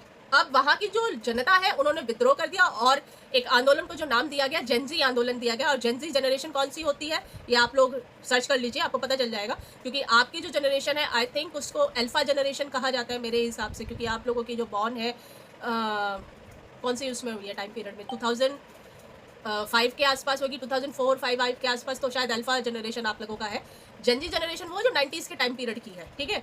और इन्होंने एक बहुत ज़बरदस्त मूवमेंट किया और जिसके बाद से क्या है वहाँ से सत्ता बेदखल हो गई, दूसरी सत्ता आई फिर वहाँ पे, समझ आ रही है बात। लेकिन अब वहाँ पर सबसे बड़ा चैलेंज ये है वापस से ट्रैक पे चीज़ें कैसे आएंगी, सबसे इंपॉर्टेंट चीज़, ठीक है। बांग्लादेश का आप हाल देख लो, बांग्लादेश में इस समय क्या हुआ, एकदम से बहुत ज़्यादा सिविल जो वॉर है वो हुई। और उसके बाद सिविल वॉर किस तरह की हुई है, एक इस्लामिक कंट्री बनाने के चक्कर में, ठीक है। और वो जहाँ इंदिरा जी ने उसको जो है एक इंडिपेंडेंट कंट्री बनाया था, वापस जाकर के वो फिर से पाकिस्तान के साथ उनका रिलेशनशिप डेवलप करने लग गए हैं। तो ये दोबारा से एक ऐसी सिचुएशन आ गई है कि हाँ हो सकता है कि ये पाकिस्तान के साथ अपना कोलैबोरेशन कर ले, ठीक है। और बांग्लादेश भी जो है एक पूरी तरह से इस्लामिक कंट्री की तरफ बढ़ती जा रही है, ठीक है। श्रीलंका देख लो, श्रीलंका का भी यही हाल है, वहाँ पे भी जो सिस्टम है बहुत बुरा हुआ, एकदम से अचानक से सत्ता बदली और सब चीज़ें फिर से अब वो ट्रैक पे आ रहा है धीरे धीरे। पाकिस्तान तो हमेशा ही डिस्टर्बेंस उसका रहता ही रहता है, ठीक है। तो यहाँ पर एरिस्टोटल यही बात कर रहे हैं, वो कह रहे हैं कि जो सिस्टम होता है आप किस प्रकार की व्यवस्था को लेकर के चल रहे हैं, किस प्रकार की शासन व्यवस्था है आपके राष्ट्र की, उसके आधार पर आप काम करना शुरू करते हैं, ठीक है। और फिर आप जो है उसको ध्यान में रखते हुए वहाँ पर वेलफेयर स्टेट से संबंधित काम करेंगे, ठीक है। लोक कल्याणकारी राज्य बनाने की उसकी कोशिश करेंगे।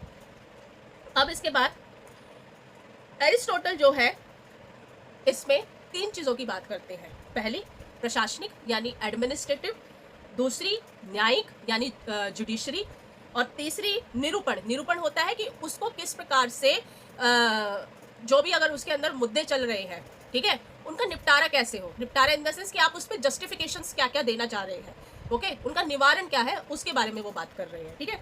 एरिस्टोटल जो है सिस्टम के अंदर इन 3 चीज़ों को लेकर के आते हैं कि आपका एडमिनिस्ट्रेशन की व्यवस्था कैसी है, प्रशासनिक व्यवस्था किस प्रकार की है, जुडिशरी किस प्रकार की है, और उसका निरूपण यानी आप उसका निपटारा कैसे कर रहे हैं, कैसे उसका हल निकाल रहे हैं, ठीक है। इसके बारे में वो बात कर रहे हैं। ये बहुत बड़ी बात है कि एरिस्टोटल जो है यहाँ पे जस्टिस को लेकर के आए, ठीक है, न्याय को लेकर के आए हैं, ठीक है। और न्याय सबसे इंपॉर्टेंट चीज़ है किसी भी सिस्टम का, वो सबसे इंपॉर्टेंट टूल होता है, ठीक है। अब आ रहे हैं इसके बाद नेक्स्ट पॉइंट पर। इनका जो नेक्स्ट पॉइंट है वो क्या है, वो कहते हैं, एरिस्टोटल बोलते हैं किसी भी राज्य की या किसी भी स्टेट में अगर आपको किसी भी प्रशासनिक व्यवस्था को या एडमिनिस्ट्रेटिव स्ट्रक्चर को चलाना है या रूल करना है तो उसको चलाने का सबसे अच्छा तरीका होता है कि वहाँ पर जो है आप लॉज लेकर आए, नियम कानून लेकर आए, ठीक है। ये एरिस्टोटल कह रहे हैं। एरिस्टोटल बोलते हैं कि भाई अगर आप किसी स्टेट के अंदर किसी व्यवस्था को चलाना चाहते हैं, एडमिनिस्ट्रेटिव स्ट्रक्चर को चलाना चाहते हैं, तो सबसे इंपॉर्टेंट चीज़ होती है कि आप वहाँ पर जो है कानूनों को लेकर के आए, नियमों को लेकर आए, ठीक है। लॉ होने चाहिए, जो सबसे इंपॉर्टेंट चीज़ है। क्यों, आपने अगर वहाँ पर लॉ लगा दिया, एक बार कानूनी व्यवस्था वहाँ पर स्थापित कर दी। अभी हम जब बात कर रहे थे मैंने आपको क्या बताया था, जब मनुष्य जो होता है, मनुष्य जो है वो एक सामाजिक प्राणी है, ठीक है, एक सोशल एनिमल है। उस सोशल एनिमल को जो है अगर आपको बैलेंस करना है, बैलेंस इन द सेंस कि आपको जो है ये चाहिए कि वो एक सिस्टम में काम करे, उसको काम कराने का तरीका क्या है, सिंपल सी चीज़ है कि आपके पास लॉ होने बहुत ज़रूरी होती है, यानी व्यवस्था ऐसी होनी चाहिए जिसमें आप कानून बनाएं। और वो पहली बार यहाँ पे क्या इंट्रोड्यूस करते हैं, कॉन्स्टिट्यूशन की बात करते हैं, संविधान की बात करते हैं कि आपके पास एक संविधान होना चाहिए, लॉ होना चाहिए, और वो जो लॉ होगा वो आपके समाज की उस रूपरेखा को तैयार करेगा, उस स्टेट की आगे के फ्यूचर को डिसाइड करेगा, ठीक है। अगर आपके पास एक कॉन्स्टिट्यूशन है और एक आपके पास लॉ है, ठीक है, जैसे भारत जैसी कंट्री के पास अपना खुद का कॉन्स्टिट्यूशन है, रिटन कॉन्स्टिट्यूशन है और सबसे बड़ा कॉन्स्टिट्यूशन है, ठीक है। और इसके अंदर जो भी काम होते हैं not against to constitution, against के मतलब कॉन्स्टिट्यूशन के खिलाफ जाके कोई काम नहीं होएगा, सारे के सारे काम किसके अंदर हो रहे हैं, आपके कॉन्स्टिट्यूशन के अंदर ही हो रहे हैं। यानी संविधान जो है वो निर्धारित कर रहा है कि शासन किस प्रकार से चलेगा, कॉन्स्टिट्यूशन निर्धारित करता है कि किस प्रकार से आपके देश का सिस्टम चलेगा।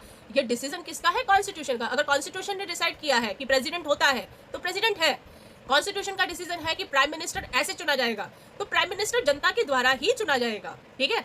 कॉन्स्टिट्यूशन ने अगर डिसाइड किया है कि प्रेसिडेंट के इलेक्शन को जनता डायरेक्ट तौर पे नहीं कर सकती है पार्टिसिपेशन, लेकिन जनता के चुने हुए व्यक्ति करेंगे, यानी कॉन्स्टिट्यूट असेंबली के जो लोग होंगे वो प्रेसिडेंट को चुनेंगे, ठीक है।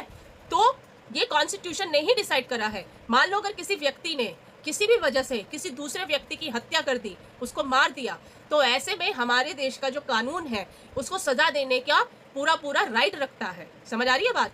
तो इस तरीके से जो लोग हैं उनके अंदर एक डर की भावना भी होगी, और डर की ये भावना ही जो है राष्ट्र निर्माण में यानी नेशन बिल्ड करने का सबसे इंपॉर्टेंट काम करेगी। यहां तक आपको समझ में आ गया? हाँ या ना? Yes ma'am. आई होप मैं आपको थोड़ा टफ लैंग्वेज में नहीं समझा रही हूँ, इजी समझा रही हूँ। जी मैम। हाँ जी। ओके। 7th पॉइंट वो क्या कह रहे हैं, ये पॉइंट्स है, इनको समझ के लिखते जाओ ताकि आप लोगों को जब रिपब्लिक पढ़ने का मौका मिले या एरिस्टोटल की जो थियोरी है वो आप पढ़ेंगे। आप लोगों का जो ई ज्ञान कोश है, इग्नू के नोट्स है, उस पर ये सारी चीज़ें अवेलेबल हैं, ठीक है। पर आप एक बार जब थियोरी अच्छे से समझ जाते हो फिर आपको रीडिंग भी बहुत अच्छे से समझ में आती है, ठीक है। तो एक बार आप जो है थियोरी अच्छे से समझ लीजिए, आपको फिर रीडिंग समझ में आ जाएगी, ठीक है। इसके बाद 7th पॉइंट वो क्या कहते हैं, एरिस्टोटल, कानून की सर्वोच्चता होनी चाहिए, यानी लॉ सबसे सुप्रीमेसी ऑफ लॉ होना चाहिए, कानून की सर्वोच्चता होनी चाहिए। वो इसके बारे में बात कर रहे हैं। वो कहते हैं एक तरह से अगर हम कहें कॉन्स्टिट्यूशन के बारे में अगर किसी ने सबसे पहले डिस्कस किया है, संविधान के बारे में अगर सबसे पहले किसी ने बात करी है या डिस्कस की है किसी वेस्टर्न फिलोसोफर ने, और वो पहले फिलोसोफर एरिस्टोटल थे, ठीक है। इन्होंने ही जो है सबसे पहले जो है इसके बारे में डिस्कस किया था, ठीक है। और इनको संविधान का जनक भी कहा जाता है, इनको कहा जाता है फादर ऑफ द कॉन्स्टिट्यूशन, क्योंकि ये एक ऐसे स्टेट के बारे में बात कर रहे हैं, ऐसे स्टेट की कल्पना के बारे में बात कर रहे हैं, और ऐसा स्टेट होना चाहिए जिसके अंदर उसके नागरिक जो है आइडियल नागरिक भी होने चाहिए, वहाँ पर एक अच्छी सिस्टम होना भी चाहिए, यानी वहाँ पे एक अच्छी गवर्नेंस भी होनी चाहिए। और पर वो गवर्नेंस किसके थ्रू चलेगी? एक कॉन्स्टिट्यूशन के द्वारा, ठीक है। वो कॉन्स्टिट्यूशन कैसा होना चाहिए? एक ऐसा कॉन्स्टिट्यूशन होना चाहिए जो स्टेट में सभी नागरिकों से ऊपर होएगा। समझ आ रही है बात? ठीक है, सभी नागरिकों से ऊपर होएगा स्टेट में वो जो कॉन्स्टिट्यूशन होगा। और क्यों कॉन्स्टिट्यूशन को सबसे ज़्यादा महत्व दिया गया है? कारण अगर आपके पास कोई संविधान होता है, कोई न्याय प्रणाली या कानून प्रणाली की कोई किताब तरीकेबद्ध लिखी हुई होती है, ठीक है, तो आप जो है उस राज्य में, उस स्टेट में बहुत अच्छे तरीके से शासन अपना स्थापित कर सकते हैं, शासन व्यवस्था को बना सकते हैं, ठीक है। और वो स्टेट फिर डेवलप करना शुरू कर देता है, डेवलपमेंट उसका आगे बढ़ता चला जाता है। अगर आप एग्जांपल के तौर पे देखते हैं, जैसे कि आप वेस्टर्न कंट्रीज को ले लीजिए, ठीक है, और थर्ड वर्ल्ड कंट्रीज को ले लीजिए, आप फर्स्ट वर्ल्ड कंट्री और थर्ड वर्ल्ड कंट्रीज को आप ले लीजिए। फर्स्ट वर्ल्ड कंट्रीज की ज़्यादातर जो कंट्रीज हैं, अगर आप देखते हैं तो वहाँ पर डेवलपमेंट आपका 17th 18th सेंचुरी से पहले हो चुका है। 16th सेंचुरी के आसपास जब वहाँ पे फ्रांस की क्रांति, बोल्शेविक क्रांति, ये जितने भी रेवोल्यूशंस थे ये सारे के सारे वहाँ पर हुए हैं, ठीक है। ये सब जब हो गए हैं उसके बाद जाकर के वहाँ पे बहुत ज़्यादा अच्छे तरीके से एक डेवलपमेंट हुआ है। वहीं आप थर्ड वर्ल्ड कंट्री में जितने को भी आप देखते हैं, आफ्टर 20th सेंचुरी ये इंडिपेंडेंट हुए हैं। पहली बात तो 20वीं शताब्दी के बाद, 20वीं शताब्दी में ही ये जो है इनको इंडिपेंडेंस मिली है। और जब इनको इंडिपेंडेंस मिली है उसके बाद जाकर के जो है अपने अपने कंट्रीज़ का इन्होंने एक कॉन्स्टिट्यूशन निर्माण किया, और उसके आधार पर जो है इन्होंने जो है शासन व्यवस्था यानी किस प्रकार की गवर्नेंस है उसको चलाने का काम शुरू किया है, ठीक है। बहुत सी कंट्री जो है उनका फिर से एक तरीके से विनाश होना शुरू हो गया, विनाश इन द डिक्लाइन होना शुरू हो गया। फॉर एग्जांपल जैसे मैंने अभी हाल ही में बात करी बांग्लादेश, नेपाल, पाकिस्तान की, ठीक है, कि ये जो कंट्रीज़ है बार बार इनका जो है सिस्टम बिखरता है और बार बार जो है नया सिस्टम इनमें आता है। लेकिन कुछ कंट्री जो है अभी भी जो है स्टेबल खड़ी हुई है आफ्टर क्या कहते हैं इंडिपेंडेंस, ठीक है, और वो अपना लगातार डेवलपमेंट करने पे ध्यान दे रही है और वहाँ की जनता भी उसको सपोर्ट करके चल रही है, ठीक है। ये एक इंपॉर्टेंट चीज़ होती है। और यहाँ पर एरिस्टोटल भी यही बात कह रहे हैं कि जब तक उस राष्ट्र में, उस नेशन में कानून की सर्वोच्चता नहीं होगी, लॉ सबसे इंपॉर्टेंट नहीं होगा, लॉ की सुप्रीमेसी नहीं होगी, तब तक उस नेशन के अंदर डेवलपमेंट, विकास नहीं हो सकता है, ठीक है। अब आ रहे हैं 8th पॉइंट पर। हम 8th पॉइंट क्या कहते हैं? वो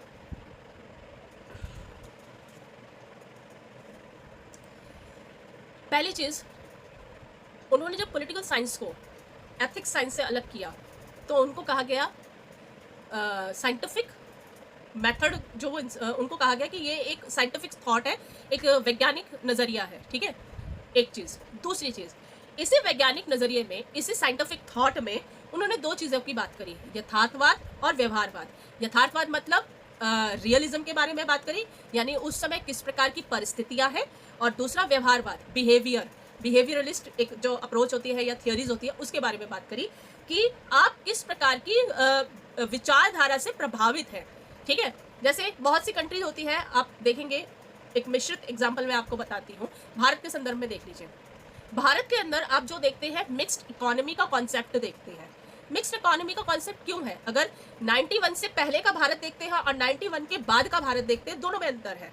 91 से पहले का जो भारत था, उसमें हमने मार्केटाइजेशन पे कोई ध्यान नहीं दिया था। मार्केटाइजेशन इन द सेंस कि हमारे देश के अंदर उस समय पूरी तरह से समाजवादी व्यवस्था, सोशलिस्ट आइडियोलॉजी थी, यानी सरकार का ज़्यादा से ज़्यादा संसाधनों पर जो है कंट्रोल यहाँ पे रहता था। ठीक है, लेकिन जब हमारी इकोनॉमी ज़ीरो हुई इंटरनेशनल मार्केट में, तो 91 में जब मनमोहन सिंह जी ने जब नया एक बजट रखा, तो 91 में जब उन्होंने बजट रखा, तो उसमें हमने क्या किया, अपनी इकोनॉमी को ओपन कर दिया। ओपन क्या करा हमने वहाँ पर, अपनी इकोनॉमी में नई चीज़ हम क्या लेकर आए, ओपन करते हुए ग्लोबलाइजेशन लेकर आए, प्राइवेटाइज लेकर आए और लिबरलाइजेशन लेकर आए।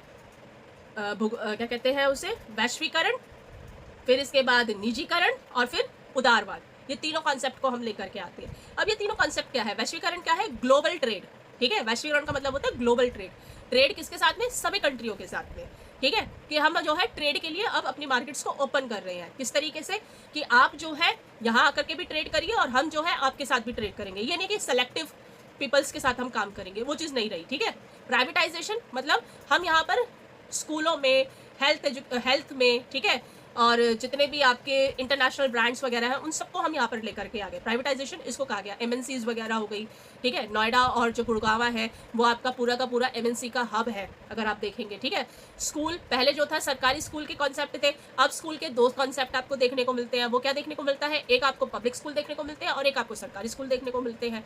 ठीक है, उसी प्रकार से हॉस्पिटैलिटी को आप ले लीजिए, सरकारी हॉस्पिटल देखने को मिलते हैं, दूसरी तरफ आपको जो होते हैं प्राइवेट हॉस्पिटल देखने को मिलते हैं, जो मल्टी स्पेशलिस्ट भी होते हैं और छोटे छोटे क्या कहते हैं नर्सिंग होम भी हो सकते हैं। ठीक है, और फिर आता है उदारवाद, लिबरलाइजेशन, यानी मार्केट, हमने अपनी इकोनॉमी को पूरी तरह से लिबरलाइज कर दिया है, उदार कर दिया है, कि हम अपनी इकोनॉमी के ग्रोथ के लिए इंटरनेशनल मार्केट का भी, इंटरनेशनल मार्केट में भी ट्रेड करेंगे, प्लस इंटरनेशनल मार्केट को जो है अपनी कंट्री में भी जो है आने का मौका देंगे कि वो आकर के यहाँ पर भी अपने स्टोर ओपन करें। जैसे आप देखते हैं एप्पल का कॉन्सेप्ट, एप्पल जो है अब हमारे देश में बन रहा है। ठीक है, अभी हाल फिलहाल में हमारे देश में टेस्ला जो गाड़ी है उसके शोरूम खुलना शुरू हुए हैं। ठीक है, और ये छोटी उपलब्धि नहीं है, बड़ी उपलब्धि है अगर आप देखेंगे।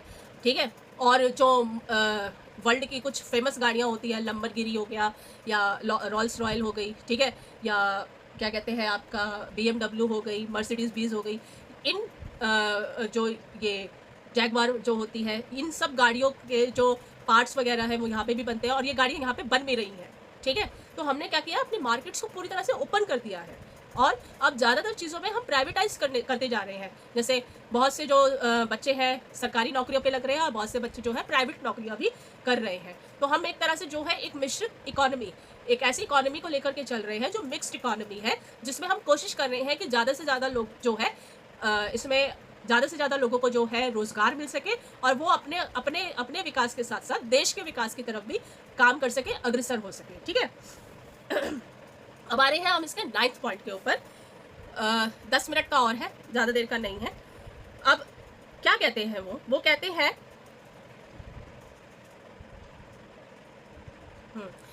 अभी मैंने आप लोगों को जो है एक बताया था मिक्स्ड इकोनॉमी का कंसेप्ट। ठीक है, एरिस्टोटल यहाँ पर जो है इसी चीज़ को फिर से आगे एक्सटेंड करते हैं। वो कहते हैं, एरिस्टोटल कहते हैं, राजनीति, जब आप पॉलिटिक्स के बारे में बात करते हैं, राजनीतिक विज्ञान के बारे में बात कर रहे हैं या पॉलिटिकल सिस्टम की या पॉलिटिकल साइंस के बारे में बात करते हो, उसके अंदर जो विचार है, जो उसमें आइडिया है, ठीक है, वो किस प्रकार के विचारधारा होने चाहिए, मिक्स विचारधारा होनी चाहिए। वो किस प्रकार की, ऐसी शासन व्यवस्था होनी चाहिए, ऐसा आपका सिस्टम होना चाहिए जिसके अंदर आप जो है राजतंत्र को भी लेकर आए, कुलीन तंत्र को भी लेकर के आए, साथ में प्रजातंत्र को भी लेकर आए। इट मीन्स उसके अंदर मोनार्की सिस्टम भी होना चाहिए, एट्रोसिटी भी होनी चाहिए, प्लस उसके अंदर जो है डेमोक्रेसी भी होनी चाहिए। और वो तीनों का ही एक मिश्रित स्वरूप होना चाहिए, इस प्रकार का आपका सिस्टम होना चाहिए। अब जैसे इसका एग्जांपल हम आपको देखने को क्या मिलता है, ब्रिटेन में जो आपको शासन व्यवस्था देखने को मिलती है वो एक मिक्स्ड कॉन्सेप्ट आपको देखने को मिलता है, यानी वहाँ पे राजशाही भी है, क्वीन का शासन भी है, क्वीन नहीं अब तो राजा जी का शासन है, राजा का शासन भी है वहाँ पे, ठीक है, प्लस वहाँ पे एट्रोसिटी भी है, कुलीन तंत्र भी है, यानी सत्ता जो है ऐसे लोगों के हाथ में है जो अच्छे पढ़े लिखे वर्ग के लोग हैं, पढ़े लिखे ज्ञानी लोग हैं, ठीक है। और जनता का प्रजातंत्र भी होना चाहिए। प्रजातंत्र क्या, वो जो ज्ञानी लोग हैं वो चुने गए किसके द्वारा है, जनता के द्वारा ही चुने गए हैं, यानी डेमोक्रेटिक फीचर भी है। जब पार्लियामेंट्री स्ट्रक्चर के बारे में बात कर रहे हैं तो ऑब्वियसली बात है कि पार्लियामेंट के अंदर वो व्यक्ति जाएगा जिसको जनता ने चुना है, समझ आ रही है बात। लेकिन किसके अंडर में वो काम कर रहे हैं, राजा के अंदर में, ठीक है। सेम कॉन्सेप्ट आपको भारत में देखने को मिलेगा, यहाँ पर राजशाही नहीं है, समझ आ रही है बात। यहाँ पे डेमोक्रेटिक स्ट्रक्चर है, लेकिन यहाँ पे राजशाही में राजा की जगह पर किसको रखा गया है, राष्ट्रपति को। राष्ट्रपति जो है सबसे प्रमुख यहाँ पे पहला पद माना जाता है। उसके बाद शक्ति सारी की सारी पावर जो है वो कहाँ पे सेंट्रिक हो जाती है, प्रधानमंत्री के पास, ठीक है। और पार्लियामेंट्री स्ट्रक्चर हमारे देश के अंदर है, और पार्लियामेंट्री स्ट्रक्चर में जो सांसद होते हैं वो किसके प्रतिनिधित्व कर रहे होते हैं, जनता का, और उनको चुनने का काम कौन करती है, जनता करती है। तो एरिस्टोटल इसी व्यवस्था के बारे में बात करें कि ऐसी इस प्रकार का सिस्टम होना चाहिए जो एक मिश्रित व्यवस्था होनी चाहिए, जिसमें इन सबका एक अच्छे तरीके से संगम हो, संगम इन द सेंस सब एक साथ आए इसके अंदर, ठीक है। And the last point is Aristotle जो है वेलफेयर स्टेट की बात करते हैं। वो कहते हैं कि आप किसी भी शासन व्यवस्था को अपना लीजिए, चाहे अब आप मोनार्की सिस्टम ले लीजिए, चाहे आप जो है इक्वालिटी ले लीजिए, चाहे आप जो है डेमोक्रेटिक फीचर ले लीजिए, ठीक है, चाहे आप सोशलिस्ट आइडियोलॉजी ले लीजिए, ठीक है, पर आपका पहला काम उस सिस्टम के अंदर क्या होना चाहिए, वेलफेयर स्टेट का कॉन्सेप्ट होना चाहिए, लोक कल्याणकारी राज्य होना चाहिए, ठीक है। अगर आपका एक लोक कल्याणकारी राज्य है, वेलफेयर स्टेट है, समझ आ रही है बात, ठीक है, तो ऐसे में बहुत ज़रूरी हो जाता है आपका कि आपके पास जो है जो शासन व्यवस्था है, ऐसी शासन व्यवस्था जो है बहुत अच्छे तरीके से आपकी चलेगी, ठीक है। अगर आप उसके अंदर जनता के लिए, जनता के जो आपकी जनता है, जो आपको काम दे आपके लिए वहाँ पर है, काम कर रही है, सब कुछ कर रही है, और आप उनके लिए जो है एक अच्छी पॉलिसी नहीं बना पा रहे हैं, नीति निर्माण नहीं कर पा रहे हैं, और उनको जो है अपना विकास करने का मौका ही नहीं मिल पा रहा है, तो ऐसे में जो जनता है वो विद्रोह कर देती है, ठीक है। आप उसका एग्जाम्पल जो है नेपाल से ले सकते हैं, बांग्लादेश से ले सकते हैं, पाकिस्तान से भी ले सकते हैं, ठीक है।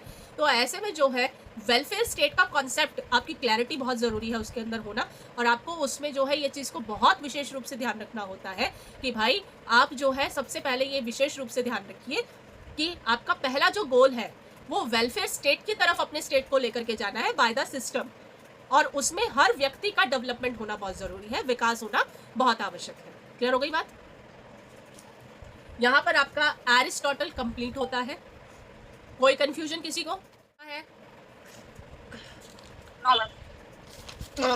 अनुपम क्लियर हो? मैं आई होप मैंने जस्टिस किया हो। यस सर, समझ में आया सब कुछ? Yes sir. देखो आपके है ना टॉपिक बहुत वास्ट है, मैं कोशिश तो कर रही हूँ कि एक एक घंटे में जो है किसी तरीके से ये हो जाए, मतलब दो टॉपिक आपके कंप्लीट हो जाए। अनफॉर्चुनेटली क्या हो रहा है कि एक घंटे में नहीं हो पा रहा है, ठीक है, उसमें टाइम लग रहा है क्योंकि टॉपिक वास्ट है ये आपके सारे के सारे, ठीक है। तो इस वजह से थोड़ा समझ में नहीं आ रहा है कि कैसे इस पूरा का पूरा मैं वाइंड अप करूँ। आई होप अब जब आप जो है एरिस्टोटल और प्लेटो पढ़ेंगे तो मे बी आपको पूरी तरह से वो टॉपिक समझ में आएंगे अच्छे तरीके से, ठीक है। आप लोगों को भी रेस्ट मिल जाएगा। Thank you so much.